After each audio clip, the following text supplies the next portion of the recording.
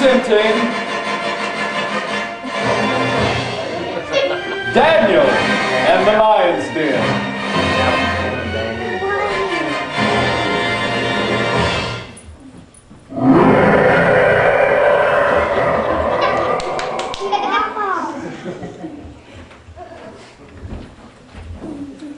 After Belshazzar was overthrown as the king of Babylon, Darius the Mede took over. Darius liked Daniel, an Israelite and close friend of Shadrach, Meshach, and Abednego, and decided to make him governor over the people. Do you want to be governor over the people? Okay, good. Because he was filled with the Spirit of God, Daniel did his job really well. So well, in fact, that Darius thought about putting him in charge of the whole realm. I'm thinking about putting you in charge of the whole realm. This made the other governors really jealous. And they began to plot against Daniel. Then one of them had an idea. I know Daniel likes to get in his window and pray. And he does this 3 times a day. Every single day. If we make that illegal, we'll surely get Daniel in trouble with the king. And if we're lucky, we might even get him killed. And then they all laughed evilly.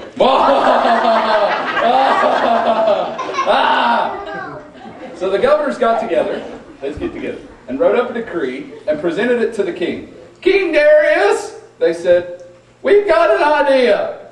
Let's make the people depend on you fully. So if any man should ask anything of God or man, let's throw him in the lion's den. That's a pretty good idea, said Darius. And he signed the decree.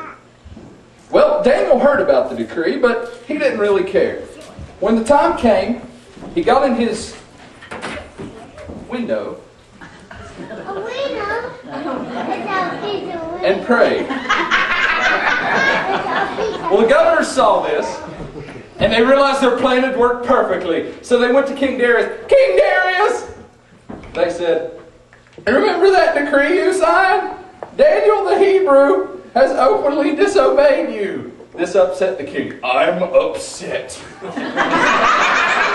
He liked Daniel and didn't want anything to happen to him. He tried to reason with the governors, but they reminded him, Persian law says any decree signed by the king can't be changed. Darius would have no choice. Boom, boom, boom. Daniel would have to be thrown to the lions.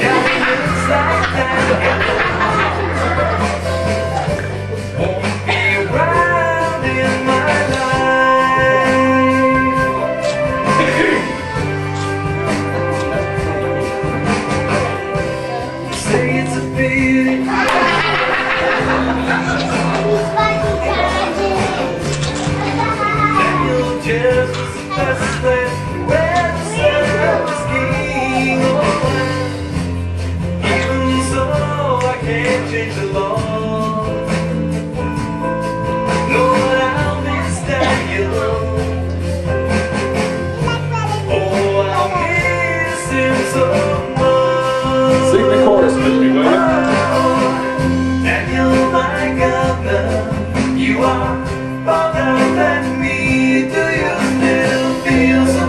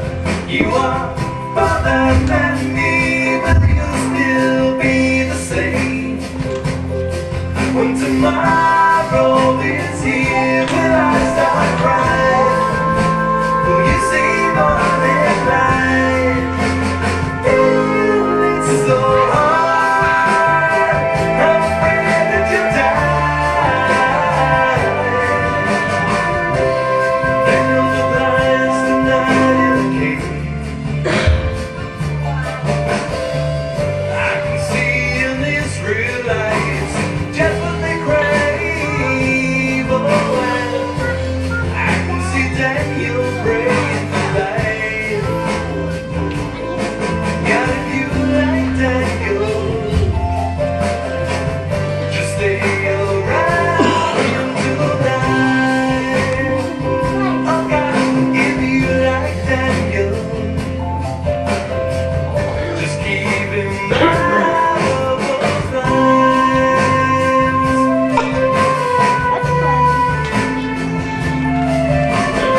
Good keeper.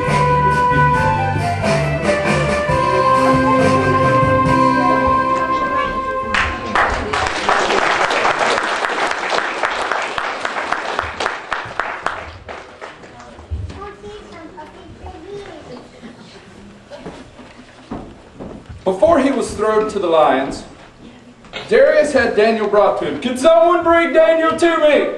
Anyone? Oh. And Darius looked at Daniel, his friend, and told him, your God, who you serve continually, will deliver you. And then they took Daniel and threw him in with the lions. Oh, no!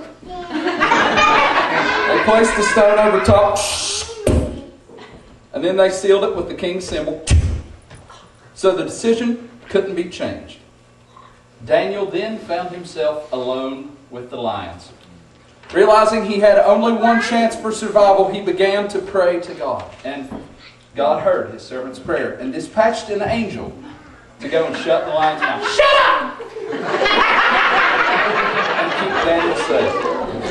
That night, Darius didn't get any sleep. He laid in bed.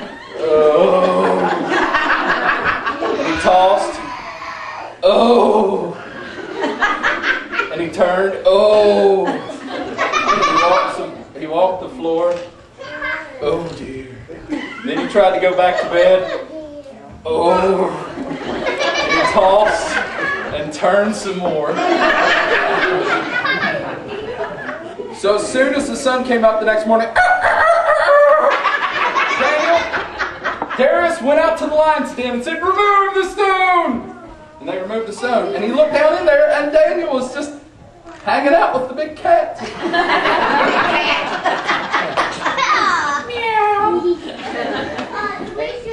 God had delivered him.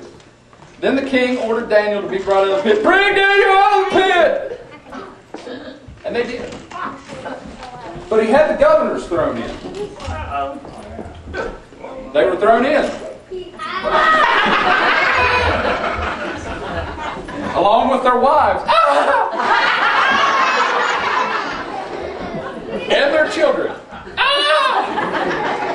And the lions had a good meal after all. So after that, Darius made another decree. In every dominion of my kingdom, men shall fear the God of Daniel. For he is the one true God, and his rule shall never end. He delivers, and he rescues. He works signs and wonders, and has delivered Daniel from the mouth of the lions. The end.